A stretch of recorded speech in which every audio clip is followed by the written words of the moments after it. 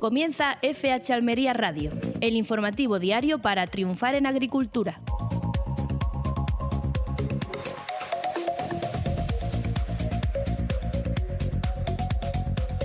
Hola, ¿qué tal? Muy buenas a todos. Les saluda Luis Aracho dándoles la bienvenida a uno de los programas especiales navideños de recopilación de los mejores momentos de FH Almería Radio que hemos preparado pues para que también les acompañe durante estas fechas tan señaladas. ¿Qué vamos a tener en este programa? Pues vamos a recuperar una entrevista que hicimos con David García de la Almazara de Lubric, donde estuvimos hablando sobre el precio del aceite y el cambio en el consumo por parte de los compradores de aceite. También vamos a recuperar esa entrevista que hicimos con Juan Espadas, el líder del PSOE almeriense, que estuvo por aquí en los estudios de FH Almería Radio. Y también vamos a recuperar una última entrevista de José Ignacio Marín. Él es miembro de IFAPA, es un investigador y nos habló del proyecto OptimSoil, que es la mar de interesante. Pues todo esto es lo que tenemos hoy en nuestro programa de recopilación de FH Almería Radio en Radio Marcador Almería.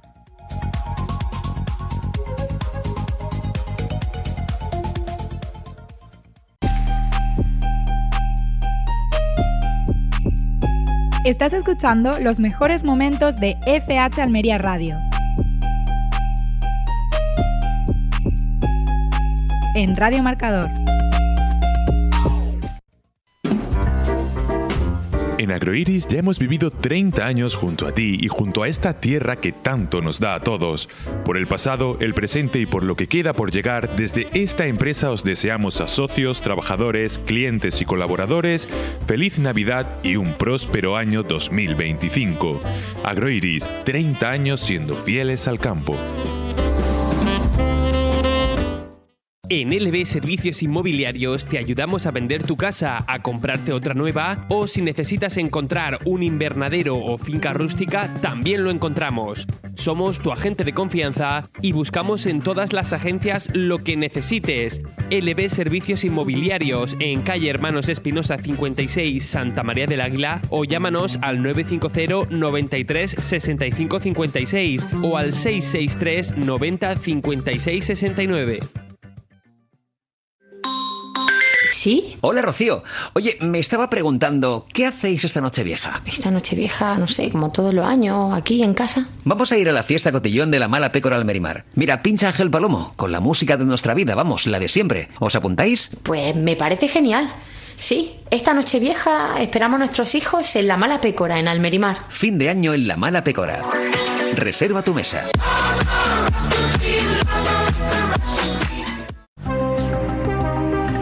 En Plásticos y Claraboyas Matilla nos esforzamos cada día del año en hacerte llegar la mejor luz a través de nuestros productos y servicios.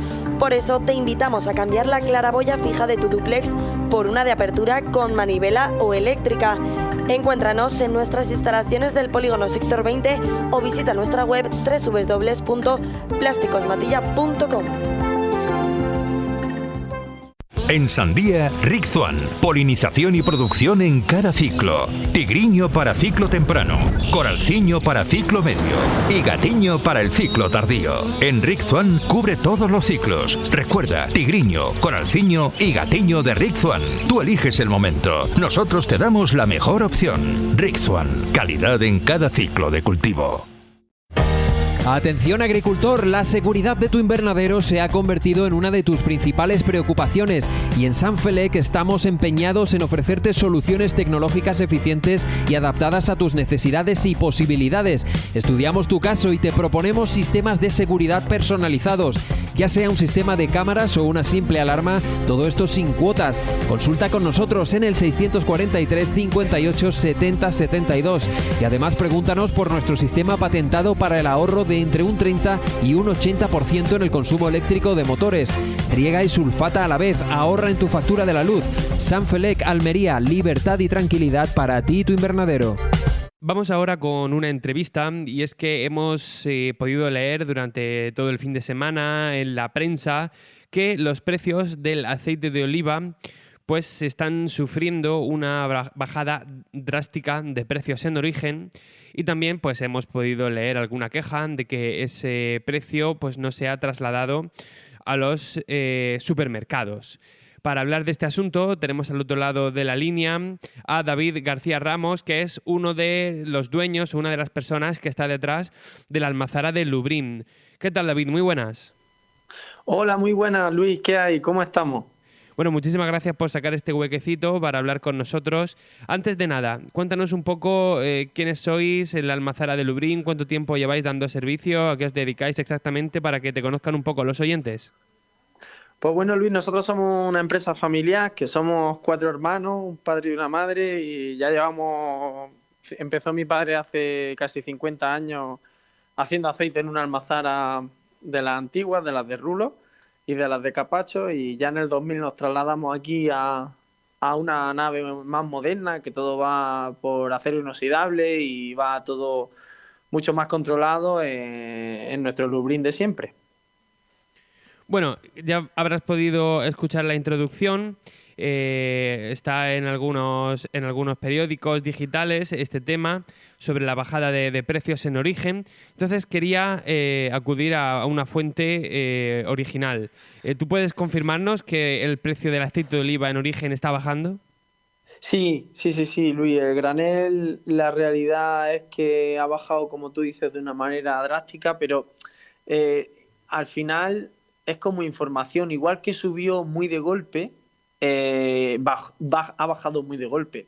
La gente hace 1 año y medio, cuando empezó a subir tan fuerte, me decía, pero a ver, David, si el aceite ya está producido, ¿por qué sube tanto? Bueno, al final, oferta, demanda, información de lo que se supone que va a pasar en el mercado. Ahora se está produciendo, va a empezar a producir Jaén, Córdoba, y en Andalucía, en Almería tenemos una cosecha malísima, muy mala, de muy poco aceite, aquí muy poco, pero en el resto de Andalucía sí que se supone que va a haber una buena cosecha. Esta suposición ya hace que el aceite baje, pero venimos de tener una existencia muy baja, casi a cero, es decir, de que en el mercado se ofertara muy poco aceite y todavía no hay producido mucho. Entonces, esta bajada tan drástica no es tan real, no va a bajar en el mercado tanto como ha bajado, porque igual que ha bajado ahora 2 euros por litro de aceite, puede la semana que viene subir 1 euro, porque es información, no es la realidad. Pero la tendencia, poco a poco, sí que creo que será un poco a la baja hasta que se termine la campaña. Y una vez que terminemos la campaña, que normalmente se termina ahí a mediados de diciembre, últimos de diciembre, por aquí, pues se verá qué pasa. Y lo que decías tú antes, Luis, pues hasta que no, todavía piensa que si un supermercado grande o una tienda ha comprado aceite hace un mes, pues lo ha comprado muy caro. Hasta que ese aceite no se venda, no tiene que hacer nuevo pedido con los precios actualizados. Entonces, realmente a la calle no se puede trasladar el precio de un día para otro, porque todas las existencias que hay antes en los almacenes, en los supermercados, se tienen que vender, y cuando haga falta otra vez, pues siempre suele pasar como un mes y medio, hasta que realmente se nota en los supermercados. Claro, me parece muy interesante este resumen que has hecho, es un poco lo que iba a preguntarte, pero vamos a ir por partes. Esta previsión que está habiendo de producción, ¿se debe a que ha habido una mejor climatología? Ha habido una mejor climatología, una primavera muy buena el año pasado en Andalucía, porque el olivo, depende de lo que llueva este invierno y esta primavera, nos marcará la cosecha del año que viene. Como aquí en el Levante español, en el arco mediterráneo, la primavera pasada y el invierno pasado fue de muy poca lluvia, este año el resultado es 0 aceitunas, muy poca. Como en Andalucía sí que llovió bastante y le hizo buena temperatura, buen tiempo, pues ha propiciado que este año que viene vaya a haber una buena cosecha en el resto de Andalucía. Sí. Sin embargo, me comentas que en Almería pues no hay tan buena situación, ¿no? Bueno, yo es de los peores años que recuerdo de cosecha, porque los olivos, las circunstancias climatológicas han hecho que se produzca muy poca oliva en el árbol, y de hecho muchos olivos centenarios, muchos olivos veo en mi zona y en zonas por las que me muevo de aquí, que se han secado o están parcialmente secos, que si llueve ahora bastante podrán rebrotar, pero costará unos años a que ese olivo vuelva a ser el olivo que era antes. Sí. Claro, entonces todas estas lluvias que estamos teniendo en el último mes, eso se podrá traducir a lo mejor en más producción, pero de cara al año que viene. Claro, son muy beneficiosas, ya esta cosecha hay la que hay, pero son muy beneficiosas. Si sigue lloviendo, lo normal es que el año que viene en Almería tengamos una buena cosecha. Que llueva en invierno y en primavera es muy bueno para el olivo. Igual que en verano, el olivo está acostumbrado a que no llueva y genéticamente está hecho para que aguante el verano perfectamente sin necesitar mucha agua. Y luego en otoño también le va muy bien que llueva otra vez para que ya que está hecha la oliva en el árbol, cuando es el momento de hacer aceite, de que ese agua que tiene dentro la oliva se convierta en aceite, pues cuanta más agua le caiga, más energía tiene para hacer aceite y luego mejor rendimiento dará. Vale, a mí lo que me has comentado antes de que hay un retraso a la hora de reflejar ese precio en los supermercados porque todavía tienen que comprar ese producto a bajo precio y todavía están vendiendo el que compraron a alto precio. A mí esa explicación es la que más me encaja. Sin embargo, no puedo dejar de comentarte otros factores que se han dicho desde diferentes asociaciones, incluso organizaciones agrarias, como por ejemplo que muchos agricultores están teniendo necesidades de liquidez y que por eso también, bueno, pues están vendiendo a bajo precio. ¿A ti te ha llegado algo de esto también? Sí, me ha llegado y es un factor también importantísimo. Te explico el por qué. Porque en Sevilla, Córdoba, Jaén llevaban 2 años en una mala situación y al final aquí la mayoría de los almerienses como que el olivo es un hobby, una segunda parte de su economía, pero en aquella zona es su economía. Claro. Y después de llevar 2 años con circunstancias muy malas climatológicas, llevaban 2 años de muy pocos ingresos. ¿Qué ha pasado? Que con el miedo a que se produzca y a que baje, los que compran aceite, que suelen ser italianos, hay muchos españoles, pero suelen ser italianos, tienen bastante liquidez y yo me he enterado de que muchos sitios están llegando y le están diciendo, mira, os pago esta aceituna a tanto y la retiro en diciembre. Es decir, todavía aceite que no está producido ya lo están pagando para llenar de liquidez a estas empresas y que luego en diciembre retirar el aceite. Por eso digo que no es tan real esta bajada tan brusca. Están como especulando para comprar barato, pero luego, cuando salgan a vender, pues puede ser que salgan a vender caro. Y la realidad es que venimos de 2 años con muy poca cosecha y lo que he dicho antes de la existencia es súper importante. Tenemos muy pocas existencias de aceite. Hemos llegado al enlace de campaña que se llama, que es el aceite que queda en existencia desde que cuando nos ponemos a producir esta campaña, era prácticamente cero. Entonces, al final, lo que se produzca este año se va a vender y si el aceite baja, el consumo sube, porque eso es ley oferta-demanda y es por lo que el año pasado se puso tan caro. Entonces, no creo que el aceite baje muchísimo, pero yo, por ejemplo, en mi almazara, nosotros empezamos vendiendo aceite a 9,80 y ya estamos vendiendo a 7,80, es decir, hemos reflejado los 2 euros, esos que han bajado. Pero claro, yo en origen, pero si yo le vendía a un almacén hace 1 mes y medio un camión de aceite, pues lo compró más caro y tiene que venderlo como es normal. Sí, la verdad es que creo que tienes toda la razón y es una tarea muy importante que la gente conozca que todas estas subidas y estas bajadas tienen una explicación por detrás para que mucha gente no piense que esto es economía vudú. No, para nada. Aquí hay una explicación. Un último tema que me gustaría tratar. Tengo entendido también que ha cambiado no solo por la subida del precio, pero también la tendencia de los consumidores. Hay mucha gente que ahora ya no va toda la semana al supermercado a comprarse su botellita de aceite, sino que directamente se pone en contacto con la almazara, compra 30 litros, 40 los que necesite y así intenta buscar un poco el mejor precio. ¿Esto es así? ¿Tú has visto este cambio de tendencia? Sí, Luis, yo, veo que la gente mayor, mis clientes un poco más mayores y de toda la vida, era la costumbre de antes, de siempre. Siempre ellos, cuando se fabricaba que antes se empezaba más tarde. Yo este año he empezado el 1 de octubre, pues antes empezábamos el 1 de noviembre, pero a mediados de noviembre, hasta mediados de diciembre, la gente iba a la almazara, compraba aceite para el año, pero estaba cambiando eso y como que la gente compraba litro a litro o medio litro a medio litro en los supermercados lo que iba necesitando, pero de alguna manera se han dado cuenta que ir directamente a la almazara es más positivo porque te llevan la flor del aceite, te llevan lo más natural.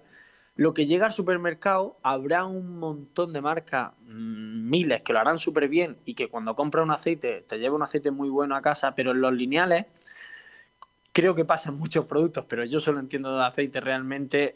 Se hacen cosas raras, se hacen mezclas, pone virgen extra, pero no es un virgen extra natural del todo. Entonces tenemos la posibilidad por internet, por las agencias de transporte, porque nosotros en Almería ni cobramos gastos de envío cuando llevamos cajas a casa.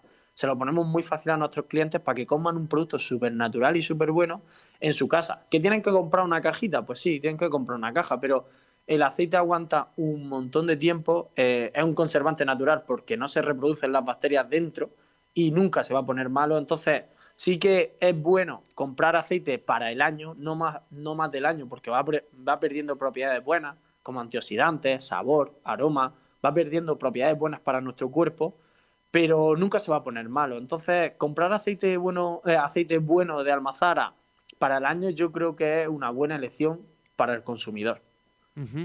Bueno, pues la verdad es que me ha resultado la mar de interesante esta charla. Creo que era menester tocar un tema de actualidad como este, además que tiene que ver con la agricultura. David García, de Almazara de Lubriñ, muchísimas gracias por atendernos en el día de hoy. Nada, muchísimas gracias por contar con nosotros y aquí estamos para lo que necesitéis, ¿vale? Muy bien, pues continuamos. En Agroiris ya hemos vivido 30 años junto a ti y junto a esta tierra que tanto nos da a todos. Por el pasado, el presente y por lo que queda por llegar, desde esta empresa os deseamos a socios, trabajadores, clientes y colaboradores feliz Navidad y un próspero año 2025. Agroiris, 30 años siendo fieles al campo.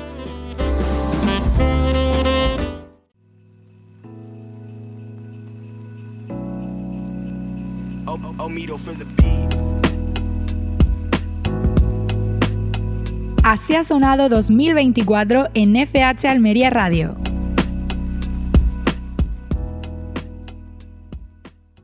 Estamos en FH Almería Radio con Juan Espada, secretario general del Partido Socialista en Andalucía y portavoz del PSOE en el Senado. Bienvenido, Juan. Estamos en la tierra de la agricultura y estamos todavía sacudiéndonos esa dana que nos golpeó con ese granizo espectacular que tanto daño no ha hecho. Hay calculadas aproximadamente 5.000 hectáreas en una zona que es muy productiva, es una zona donde se aprovecha muy bien el agua que tenemos disponible de todas esas obras de infraestructura que se están haciendo y es un sitio donde los impuestos dan un resultado extraordinario. ¿No? Las subvenciones, y eso genera impuestos para poder devolverlo. ¿Qué le podríamos decir a los agricultores después de esa dana que le ha caído? ¿Dónde tienen sus ayudas? ¿Dónde tienen esa mano que necesitan en un momento tan dramático cuando ven que su cosecha, que estaba al principio, ahora en el mes de octubre, pues se le ha quedado pues prácticamente en el aire y tienen no solamente que buscar otra cosecha, sino que recomponer infraestructuras que se le han venido al suelo? Sí, bueno, en primer lugar, como venimos haciendo a lo largo de estos días, mostrar el apoyo, sin duda, y la solidaridad con en fin, las personas que se han visto afectadas por esta catástrofe natural, sin duda en una magnitud extrema, como la que hemos visto en Valencia o en algunos puntos en Castilla-La Mancha, y sin duda con carácter general allá donde ha habido daños, el caso de Almería y otras provincias como Málaga en Andalucía, que deben ser atendidos, ¿no? Es evidente que la magnitud de lo que vemos, ¿no?, en las imágenes, en las televisiones, ¿no?, en relación con Valencia, no debe apagar los daños que se han producido también en otros municipios y también en algunos casos en pequeños municipios. No es el caso de Ejido, pero también algunos otros pequeños municipios, algunos ayuntamientos. Recuerdo el caso de Álora, por ejemplo, en Málaga, con poca capacidad para poder dar la respuesta que sus vecinos y vecinas necesitan. Por tanto, lo primero es constatar que ante estas situaciones se necesitan gobiernos fuertes, se necesitan gobiernos con capacidad económica. Lo decías en tu pregunta, ¿no? Hace falta efectivamente que cuando hablamos de impuestos muchas veces decimos, hombre, pues nadie quiere pagar impuestos, sí, pero no tendríamos un Estado o una administración con capacidad para hacer frente a una crisis de este tipo si no fuera porque tiene músculo, porque tiene capacidad económica, ¿no? Para poder ayudar a la gente con ayudas directas o incluso para endeudarse y poder luego pagar poco a poco, como pasó en la pandemia, para dar respuesta de ayuda urgente a la gente. ¿Qué hubiera pasado en la pandemia si no hubiera el Estado, el Gobierno de España, echado para adelante, por ejemplo, con los ERTEs, con las ayudas a los autónomos? Se hubiera paralizado la actividad económica y no hubiéramos podido recuperarnos en muchos años para esto, ¿no? Por tanto, es verdad que cuando vienen duras es cuando hace falta demostrar que la Administración está para eso. ¿Qué ocurre? Bueno, pues en el caso de Almería, en el caso de la agricultura almeriense, se ha evaluado los daños en los municipios afectados por la DANA y hoy el Consejo de Ministros Extraordinario que ha celebrado Pedro Sánchez, el Gobierno de España, ha decidido ya un primer paquete de ayudas a esos municipios afectados. Ya estaban en el decreto anterior, pero específicamente para explotaciones agrarias, explotaciones agrícolas en el caso de Almería. Por tanto, bueno, pues la satisfacción de podérselo confirmar mañana en el boletín oficial, mañana martes, en el boletín oficial veremos específicamente, bueno, pues el digamos importe y las características de esas ayudas, pero sin duda esto demuestra el compromiso y que se está a la altura, es decir, no solo el decreto general de ayudas que, como sabe, pues cubren hasta el 50% de los daños, sino también específicamente analizar pues de otras infraestructuras, en el caso de la agricultura, que hayan podido ser dañadas, cómo poder atenderlas, cómo poder ayudarlas desde el propio sector, desde el propio Ministerio de Agricultura, ¿no? En ese sentido, yo le pediría a la Junta de Andalucía que esté a la altura. Es decir, esto no es una dana más o un temporal con unos daños menores. Creo que la Junta de Andalucía el otro día aprobó un primer decreto, pero no puede ser el único. Yo he escuchado ya voces aquí, incluso alcaldes del Partido Popular, diciendo que esas ayudas son absolutamente insuficientes. Yo le pediría al señor Moreno Bonilla que, así como el Gobierno de España va a hacerse cargo de ese 50% del coste de los daños, ¿no?, en las infraestructuras municipales y en digamos, daños concretos, bueno, pues que el Gobierno andaluz esté a la altura y ayude a sus ayuntamientos, a los ayuntamientos, y ponga lo más próximo a ese 50% para reducir lo que probablemente algunos ayuntamientos no podrían financiar porque no tienen capacidad económica, ¿no? Así que estamos a la espera, efectivamente, de que el Gobierno del señor Moreno Bonilla apruebe, conocidas las del Gobierno de España, apruebe ayudas complementarias para que efectivamente el efecto último en los agricultores, en los ayuntamientos de esas zonas afectadas, pues sea el menor posible. Entonces, digamos, ese miedo que hay de, digamos, eclipsar un poco lo que ha pasado en el Ejido con el gran desastre que ha habido en Valencia no se va a producir. No, ha habido en este caso un decreto con unas características muy concretas para municipios que han tenido vidas humanas afectadas, es decir, fue el que se aprobó con carácter de urgencia, que tiene unas características diferentes, pero fundamentalmente por el volumen de daños, no solo desde el punto de vista de afección a las personas, a vecinos y vecinas de municipios que han perdido en algunos casos todo, sino también a la afección a viviendas, a enseres de la magnitud de lo que hemos podido ver. Yo creo que nadie en España duda de que la situación que ha vivido la Generalitat, la Comunidad Valenciana, requería de un tratamiento extraordinario. Ahora bien, el Gobierno lógicamente ha habilitado una norma, un marco normativo específico de ayuda para el resto de municipios afectados, el conjunto de municipios afectados por la DANA, ¿no? Y lógicamente y proporcionalmente en función de los daños, ¿no? Esto que les decía, especialmente del tratamiento para zonas agrícolas, para daños en explotaciones agrícolas en municipios afectados por la DANA, creo que es un plus al planteamiento que hacía de que exclusivamente, efectivamente, bueno, pues la Comunidad Valenciana tendremos daños muy superiores, probablemente, o afecciones, pues imagínese, simplemente retirada de lodo y otro tipo de daños. A lo mejor no es el tipo de afección que haya podido tener un invernadero en el ejido, pero habrá tenido otras, ¿no? Y en los caminos de acceso y en otro tipo de daños o de infraestructuras en fin, de regadío que se hayan podido producir a lo mejor en otros puntos de la provincia.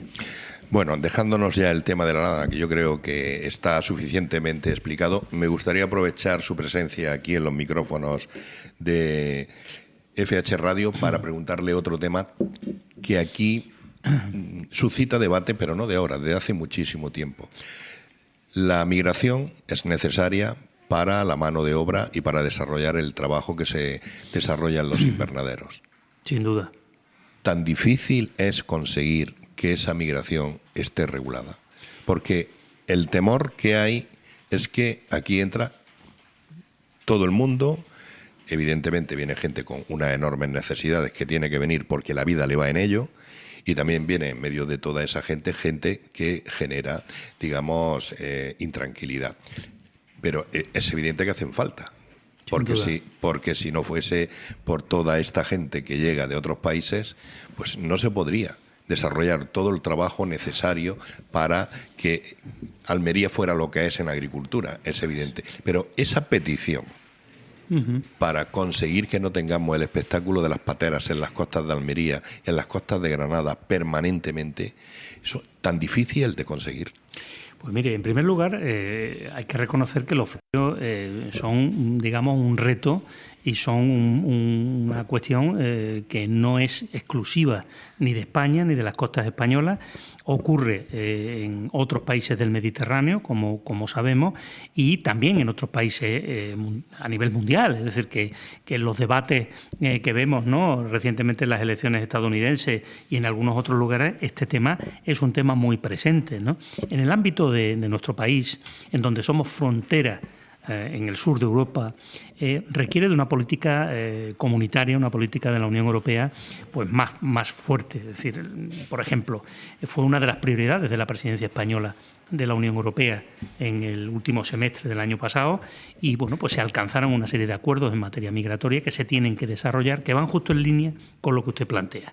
El control ordenado de esos flujos migratorios, el poder gestionar las necesidades, en este caso, de trabajadores y trabajadoras en los países de origen, a través de contratos con todas las garantías, la planificación de esos flujos en destino, en definitiva, poder convertir lo que por otra parte es pues algo común a lo largo de la historia. Hemos sido un país de emigrantes y sabemos perfectamente por qué emigra la gente. La gente emigra cuando no tiene condiciones de vida digna, cuando tiene problemas de guerras en su territorio, cuando sencillamente no puede ganarse la vida y busca un futuro mejor. Eso ha existido, existe en países del África subsahariana y desgraciadamente es lo que hay que combatir, los problemas en el origen, pero es evidente que en países como el nuestro y otros países europeos la maquinaria, digamos, de desarrollo económico no podría funcionar al mismo nivel que funciona si no fuera porque tenemos una entrada importante de mano de obra cualificada, que se dedica además a sectores de actividad productiva en donde no hay mano de obra a lo mejor española suficiente, y por otra parte, pues porque sencillamente las necesidades y la caída de la población en los próximos años nos pintan un escenario en el que si España no es capaz de mantener los niveles de productividad, de empleo, de mano de obra que tiene en estos momentos, de aquí a 2040, 2050, vamos a tener un problema grave para el mantenimiento del propio estado de bienestar. Es decir, que nuestras pensiones dependen también, en buena medida, del equilibrio que hay entre la oferta y la demanda, en definitiva, de que tengamos un volumen de trabajadores y trabajadoras que procedan de otros países, que no sean de España, y que esto se haga de una manera ordenada para no generar, de alguna manera, problemas desde el punto de vista de su integración. Pero le diría una cosa importante. Lo que no podemos hacer en ningún caso es justamente comprar el relato que determinados movimientos, partidos políticos, ideologías ultra quieren introducir en la sociedad, que es el miedo, la amenaza del migrante, el incluso odio a la persona diferente que viene de otras culturas como problema que hay que combatir en este caso y sobre el que hay que instalar grandes muros para evitarlo. Eso convierte en este caso a la migración en un problema o en una amenaza para la gente, cuando realmente necesitamos a esas personas migrantes, y en el Ejido creo que lo sabemos bien, para mantener la estructura productiva, nuestro crecimiento económico y nuestra riqueza.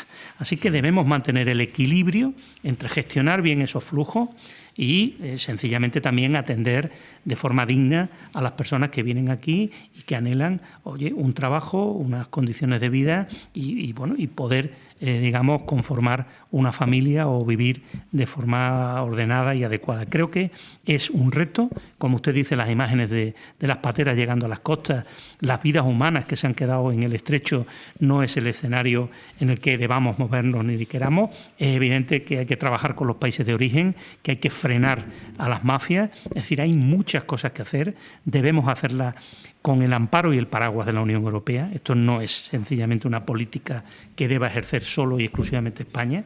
Somos frontera del sur de Europa, pero también esto es una política, es decir, esto es frontera de Europa, no solo de España. Por tanto, hacen falta más recursos económicos, más medios y efectivamente una alianza y una cogobernanza entre el Gobierno de España y las comunidades autónomas. Esto no es un problema de otros, esto es un problema de todos. Y por tanto yo espero que el Partido Popular, que sé que en el fondo comparte, porque ha sido partido de gobierno, que esto no se puede resolver desde una comunidad aislada como Canarias o desde Andalucía, que ya hemos vivido momentos muy complicados, esto hay que resolverlo en común y a veces los flujos no los puede asumir una comunidad o un territorio, como le está pasando a Canarias. Hay que distribuir a esas personas de forma ordenada entre varias comunidades autónomas. Esto hay que convertirlo en un acuerdo, de verdad, en un pacto político y en una modificación de la ley, como está planteando el Partido Socialista y como sé que al final se acabará haciendo. El problema es que con tanto tiempo como se está tardando y tanto conflicto político, lo que se están alimentando son los mensajes de alguna manera de odio, de amenaza, que desde la ultraderecha y la derecha extrema al final lo que convierten es esto en un problema de conflictividad social. Sí. La geopolítica nos afecta y a una zona donde hay un movimiento económico tan vertiginoso como el que tenemos aquí, más todavía. Recientemente se han producido las elecciones en Estados Unidos y sabemos que Donald Trump, de su primer mandato, eligió a uno de sus aliados, a Mohamed VI, en Marruecos. Eso aquí pica una barbaridad porque dale poder al rey de Marruecos, siendo Marruecos un país tercero que compite con la agricultura de Almería en Europa, es algo que está preocupando. Amén de el anuncio ya de Donald Trump de usar los aranceles como defensa en el mercado americano, ¿no? Ante todo eso, ¿qué opinión tiene? Bueno, en primer lugar, no le oculto, ¿no? El resultado electoral en Estados Unidos, desde luego yo personal y políticamente, pues no me deja tranquilo, pero es lo que han votado los estadounidenses y por tanto la democracia pues es así y por supuesto el resultado no solo se acepta, sino que sobre la base de que esa ha sido la decisión mayoritaria de los estadounidenses, lo que debemos hacer desde nuestro país o desde Europa es en definitiva, pues convencer al futuro nuevo presidente de los Estados Unidos de que lo que debe hacer es lo que históricamente ha permitido tanto a Estados Unidos como a Europa avanzar, que son acuerdos transatlánticos, acuerdos entre democracias sólidas, consolidadas, que quieren el avance de los pueblos, que quieren la mejora, en este caso de la vida de la gente, y que son democracias claramente consolidadas. No tiene sentido plantear a veces determinado tipo de guerras comerciales que generan mucho daño a la gente y que, pues parece que están en los programas electorales, en algunos casos, del Partido Republicano o específicamente, si quiere, del señor Trump, ¿no?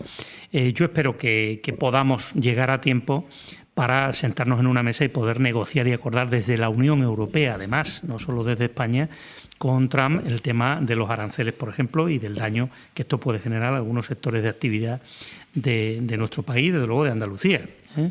Espero que podamos, en este caso, pues reconducir determinadas declaraciones que pueden ser, pues eso, de campañas electorales a la lógica y el sentido común del respeto entre países como en los nuestros, en donde creo que nadie está interesado en guerras comerciales de ningún tipo. Desde luego Europa no tiene ningún interés con Estados Unidos de que ese sea su diálogo, sino más bien el de la alianza productiva. Tenemos muchas cosas en juego y creo que nos interesa a ambos una política de buena vecindad. Y desde luego con Marruecos igual. Marruecos para nosotros es un vecino clave, es decir, nosotros tenemos que tener como objetivo político permanente esas relaciones de buena vecindad. Y creo que el Gobierno de España ha trabajado y trabaja por eso, y evidentemente en eso incluimos todo y cada una de las políticas en las que tenemos elementos que pueden ser elementos de conflicto y en donde necesitamos efectivamente llegar a acuerdos, ¿no?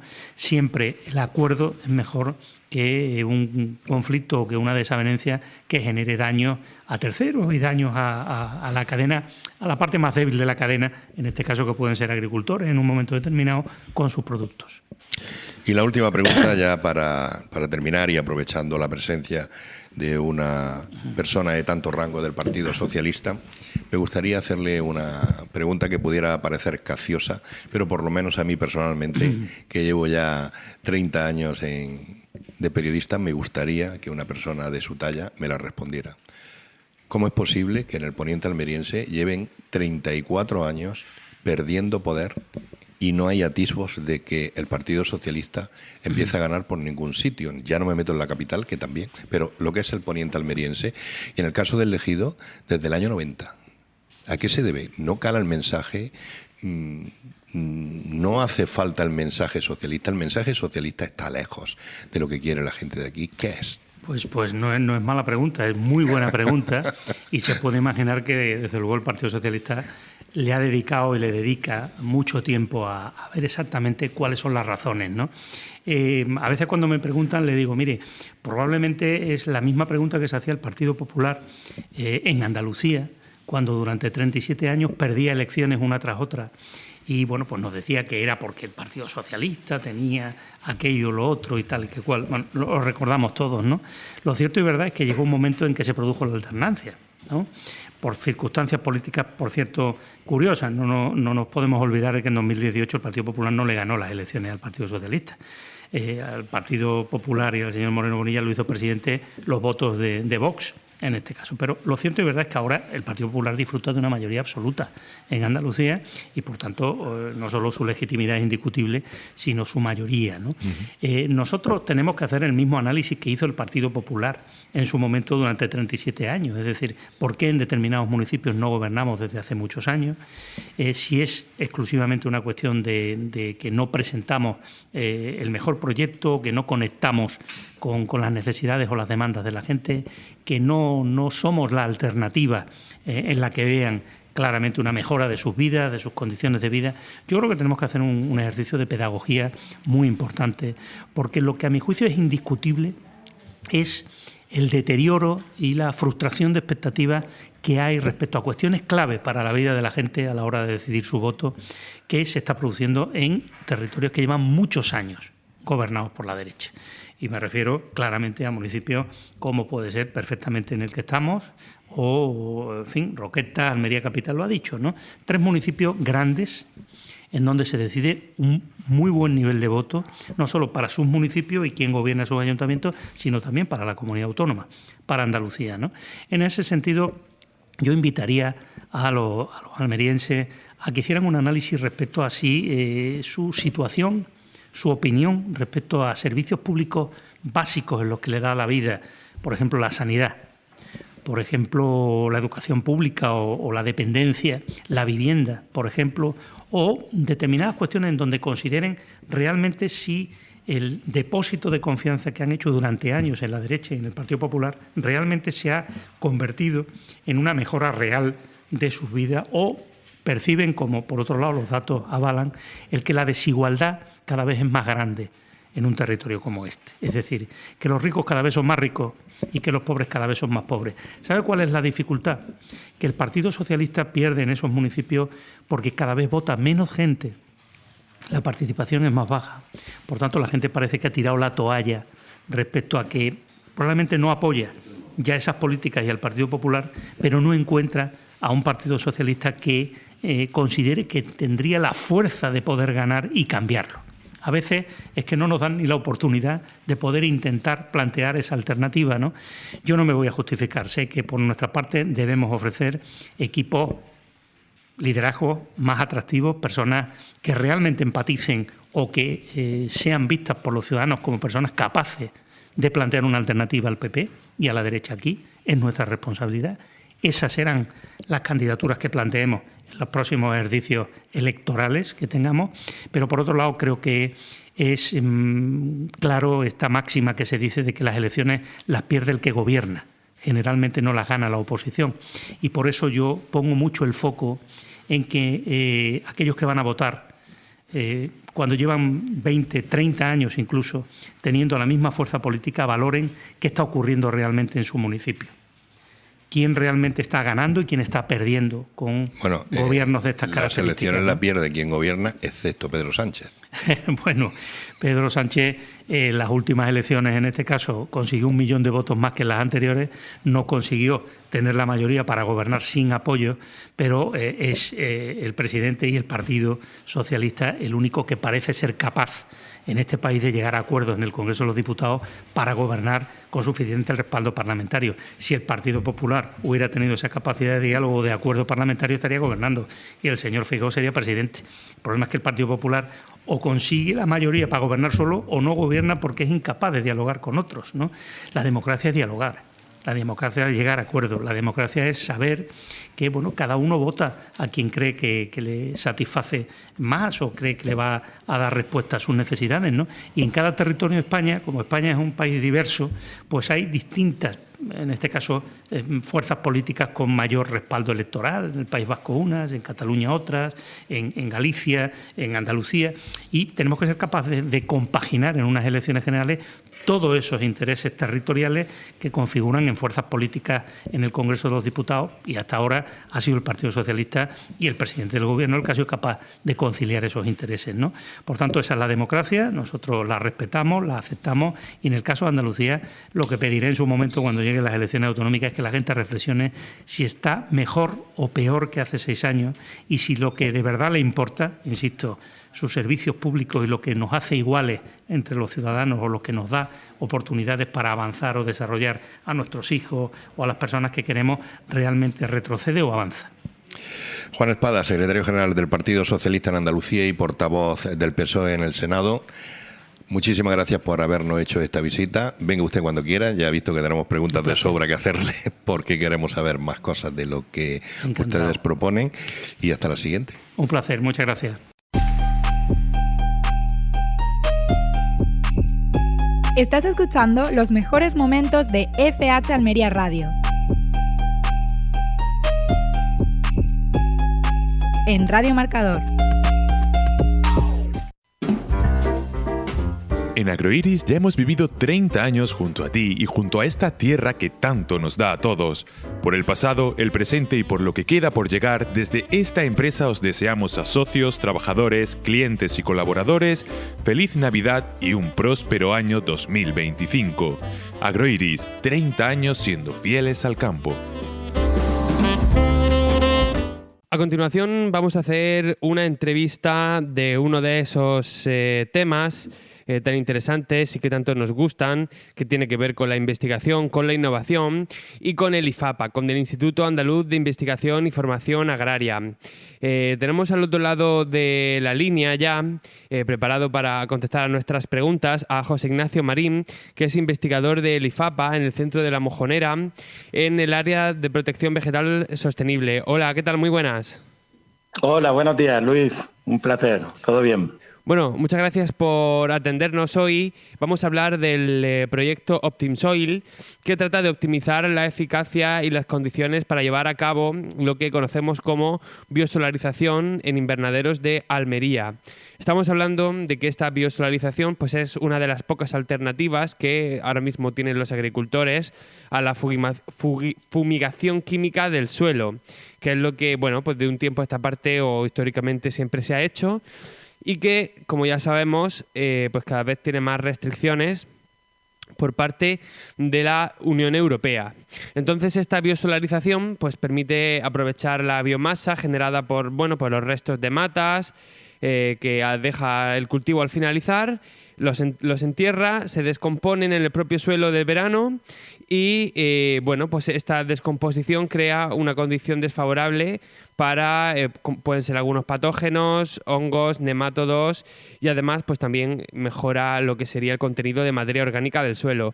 No sé si estoy yendo muy desencaminado, no sé si lo he explicado bien.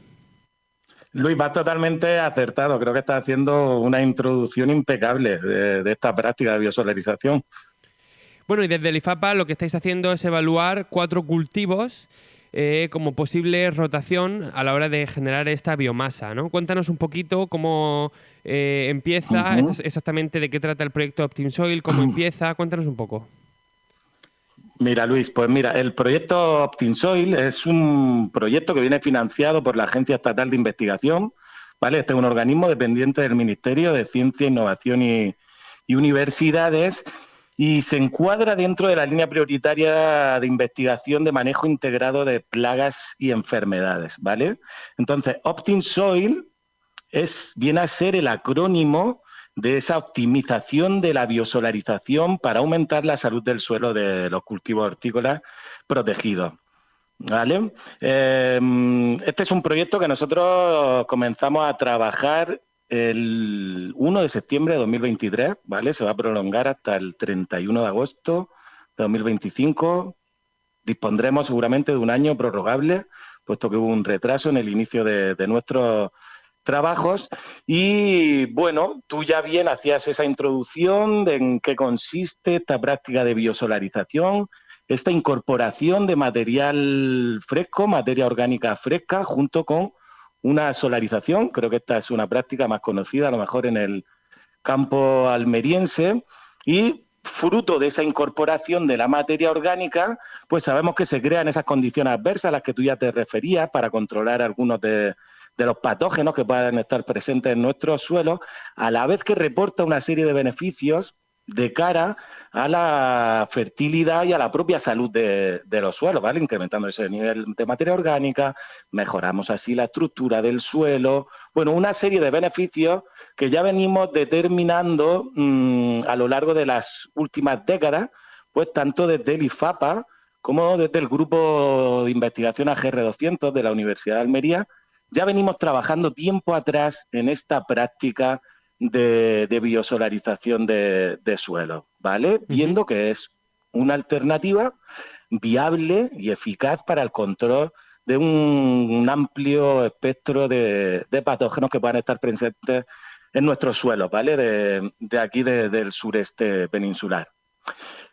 Fruto de esta experiencia que tenemos en el tiempo es cuando entonces planteamos la posibilidad de aún mejorar más allá esos efectos que perseguimos con la biosolarización. Y es aquí donde planteamos este proyecto, OptimSoil, que lo que hace es incorporar 4 especies vegetales concretas, ¿vale?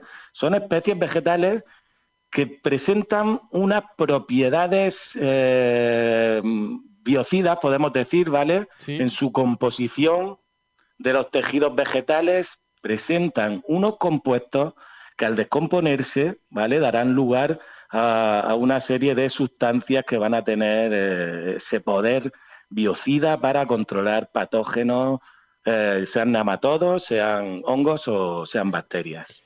A mí esto me parece muy interesante porque, por ejemplo, yo que soy una persona que tiene conocimientos reducidos sobre este tema, sé lo justo, por así decirlo, por decirlo de manera coloquial, pues muchas veces he pensado que en esto de la solarización lo que digamos que ataca o lo que acaba con esos patógenos es la temperatura, ¿no? Pero lo que me estás comentando ahora es que también este tipo de plantas que se utilizan en rotación, al descomponerse generan como, no sé, sustancias o no sé cómo llamarlo, ¿no? Como biocidas naturales, ¿no? Efectivamente, sí. Claro, en esta práctica de biosolarización contamos con la sinergia de distintos efectos, ¿no?, sobre los patógenos. Jugamos con ese incremento térmico, ¿no?, fruto de la solarización, que va a incidir directamente los patógenos de suelo, pero también ese efecto de esos compuestos que se generan al descomponerse el material orgánico en el suelo, ¿vale? Y que en este caso son realmente interesantes estas especies que hacemos uso. Sí, ¿cuáles son? Vamos a ver cuáles son esos 4 cultivos de los que hablamos. Mira, trabajamos concretamente con 2 de ellas, son de la familia de las brasicas, son 2 crucíferas. Una de ellas es el rábano, Raphanus sativus, ¿vale? Y también con una mostaza etíope, es la Brassica carinata. Estas son especies interesantes porque, bueno, en ese proceso de descomposición, de ahí la importancia de tener un suelo vivo, ¿vale? Nosotros estamos también alimentando de alguna manera a las comunidades microbianas que no son patógenos, que están presentes, son nativos de nuestro suelo, y fruto de esa descomposición generada por la acción de estas comunidades microbianas, se da lugar a unas sustancias pues, que se asemejan a las materias activas que comúnmente se han usado, ¿vale?, en estas fumigaciones químicas, solo que aquí las obtenemos de forma natural, ¿vale? Están presentes en esos tejidos vegetales y van a tener esa acción también frente a los microorganismos no deseados, ¿vale? Bueno, también evaluamos creo que tengo que hacer este inciso, ¿sí? Evaluamos también ya no solo el impacto de hacer uso de estas especies vegetales sobre los patógenos de suelo. Estamos evaluando frente a una especie patógena de Fusarium, ¿vale? Es la forma especializada Radicis cucumerinum, y bueno, es un problema en los cultivos de pepino principalmente, también de otras cucurbitáceas, y también evaluamos la incidencia sobre nematodos, ¿vale?, del género Meloidogine, lo que en el campo se conoce comúnmente como batatilla. Sí. Y el caso es que, bueno, incidimos sobre estos patógenos, pero también provocamos un cambio en esas comunidades microbianas que de alguna forma también van a ayudarnos a contener que estos patógenos que puedan estar presentes en el suelo pues incidan de forma negativa sobre nuestros cultivos, ¿vale? Antes me refería a esas 2 especies de crucíferas, que era el Raphanus sativus, Brassica carinata, pero también estamos trabajando con otras 2 especies que consideramos muy interesantes. Sí. Una de ellas es un híbrido de sorgo, ¿vale?, con pasto de Sudán. Bueno, es un tipo de sorgo que está muy bien adaptado a nuestras condiciones cálidas, necesita poca dote hídrica, poco riego, y nos genera una gran cantidad de biomasa en un espacio corto de tiempo, ¿vale? Esta es otra especie vegetal de interés con esas propiedades biocidas, pues porque, fíjate, llega a producir una sustancia que es el ácido cianhídrico, ¿no? Creo que todos conocemos el cianuro como una sustancia venenosa que está de forma natural en el medio ambiente, ¿vale?, en la naturaleza, y nosotros podemos atacar a nuestros patógenos de suelo pues con ese ácido cianhídrico, ¿vale? Trituramos las plantas, las incorporamos al suelo y generamos esa sustancia. Una 4ª especie con la que también venimos trabajando es la Crotalaria juncea, ¿vale? Esta es una planta que ha sido usada durante años para la obtención de fibra como un cultivo forrajero, ¿vale?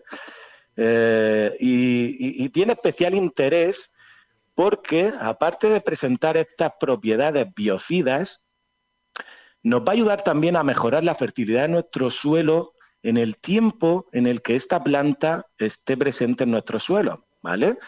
Esto es porque en su raíz se produce una conexión, una simbiosis con unas bacterias que de alguna forma van a hacer que el nitrógeno que tenemos en la atmósfera lo incorpora al suelo y favorece así el crecimiento de nuestros cultivos. Por tanto, tenemos una acción mejoradora a su vez en el transcurso en el que estas especies se desarrollan.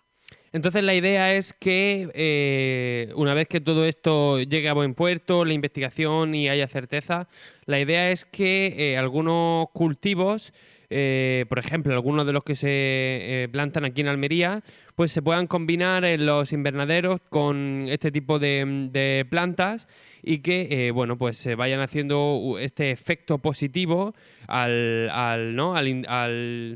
digamos, cuando se descomponen, digamos, ir combinándolos, ¿no? El cultivo producto de Almería, como pueden ser los pepinos, y rotándolo con estos, ¿no? No sé si me estoy equivocando o es así. Efectivamente, no, totalmente acertado, Luis.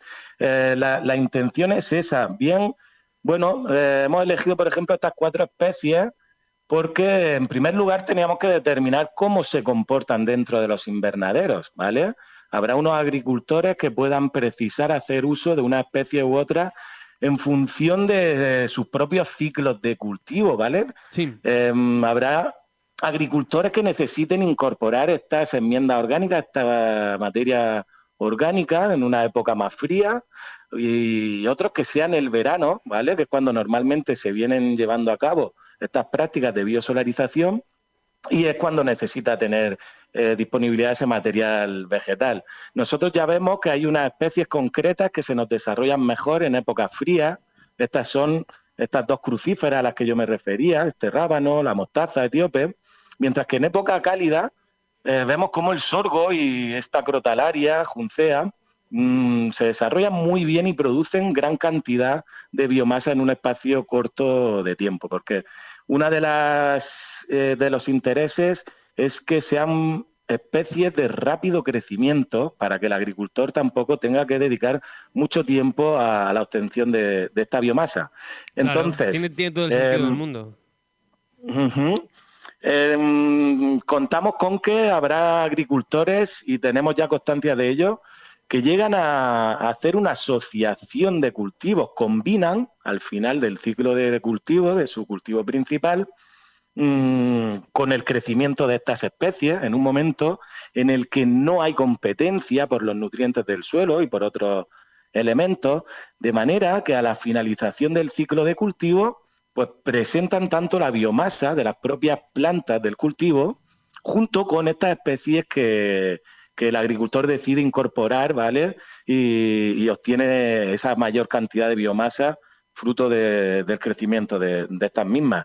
Otros agricultores terminarán su ciclo de cultivo y iniciarán entonces, harán una rotación con alguna de estas especies. Estos son los aspectos que vamos nosotros evaluando para tratar de darle una información fidedigna al agricultor y adaptada a su propia casuística. Yo tengo curiosidad por saber, vosotros que habéis estado investigando estos cultivos, si habéis podido conocer algún precedente, porque yo, por ejemplo, sí que he visto en las plantaciones de trigo en Dinamarca como para el barbecho plantaban mostaza, ¿no? Entonces me pregunto si habéis visto algún precedente o por qué habéis elegido estos cultivos. Bueno, mira, justo estos cultivos los seleccionamos porque, como tú dices, ya hay una trayectoria previa de otros colegas, ¿vale?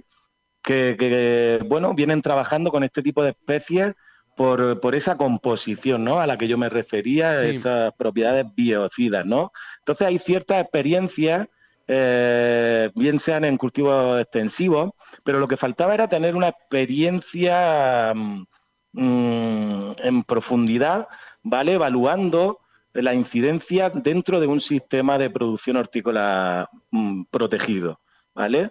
De ahí que nosotros decidimos andar camino sobre esto. Fíjate que ahora recientemente, ¿vale? Parte de nuestros resultados parciales que ya vamos obteniendo, lo hemos presentado en un evento internacional, en un simposio internacional sobre biofumigación, ¿vale? Donde compartimos este tipo de experiencias con otros colegas, ¿vale? Y de ahí que nos vamos nutriendo unos con otros. Es decir, que nuestros trabajos han tenido bastante aceptación y nos invitan a continuar en esta línea de trabajo. Una última pregunta, ya para terminar la entrevista, un poquito más trascendental, porque bueno, pues algunos agricultores con el paso de los años han visto cómo desde la Unión Europea o desde la legislación se les ha ido prohibiendo métodos y usos y diferentes químicos que tradicionalmente habían estado usando. Y bueno, pues cuando nos cambian las formas que nosotros tenemos de trabajar, pues siempre podemos caer en un sentimiento de incertidumbre. Pero por otro lado vemos todas estas investigaciones, todo este apoyo por parte de la ciencia para ir encontrando soluciones, ¿no? Entonces mi pregunta es, ¿la gente que se está viendo perjudicada por estas prohibiciones de la Unión Europea puede estar tranquila de que la ciencia le va a dar otras alternativas, como pueden ser, por ejemplo, esta de la que estamos hablando? Bueno, desde la ciencia trabajamos en ese sentido, ¿vale? Entonces, hay un rigor en nuestra ciencia propia, ¿vale? En nuestras prácticas que cuando tenemos ya unos resultados decidimos transferirlos directamente al sector. Hasta el momento puedo decirte que estos patógenos con los que venimos trabajando, cuando nosotros llevamos a cabo esta práctica de biosolarización, de momento hemos evaluado en épocas de mayor radiación, ¿vale? En épocas de verano. Hemos sido capaces de controlarla haciendo uso de cualquiera de las 4 especies con las que venimos trabajando. Hasta ahí te puedo decir, ¿vale? Porque son especies patógenas con las que trabajamos. De ahí que tenemos que abrirnos a un espectro más amplio de microorganismos, ¿vale? Sí. Que puedan estar incidiendo en los cultivos y que tengamos que ver la eficacia, ¿no?, de este tipo de prácticas. Pues muchísimas gracias, José Ignacio Marín, investigador del IFAPA, Área Protección Vegetal Sostenible, por habernos contado lo que estáis haciendo, ¿no?, desde el Centro de la Mojonera y desde este proyecto OptimSoil. Creo que es realmente interesante, creo que de verdad merece la pena que la gente se entere de todo lo que se está trabajando por parte del IFAPA y por parte de vosotros los científicos, y agradecerte una vez más que hayas sacado este hueco para contárnoslo.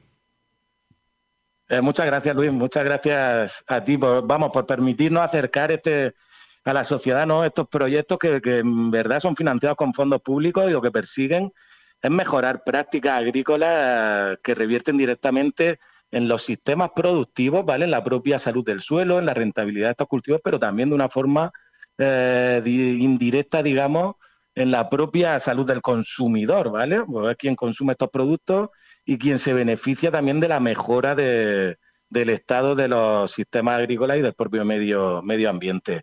Antes de despedirme, bueno, quería decirte que trabajamos desde el IFAPA, somos un grupo multidisciplinar de investigadores y de técnicos especialistas, desde el IFAPA de La Mojonera principalmente, coordinados por el investigador titular, el doctor Miguel de Cara García, y bueno, y también participan otros investigadores y técnicos especialistas de otros centros, como viene siendo el IFAPA de Córdoba y también el IFAPA de Chipiona.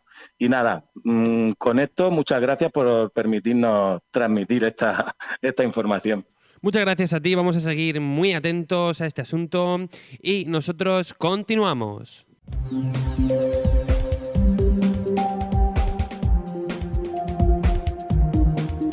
Pues se despide Luis Aracho, deseándoles a todos que estén pasando unas fechas de lo más entrañable. Nosotros seguimos conectados en radiomarcadoralmería.com, en fhalmería.com y como siempre en las redes sociales de FH Almería Radio tienen todos los programas, incluidos estos recopilatorios.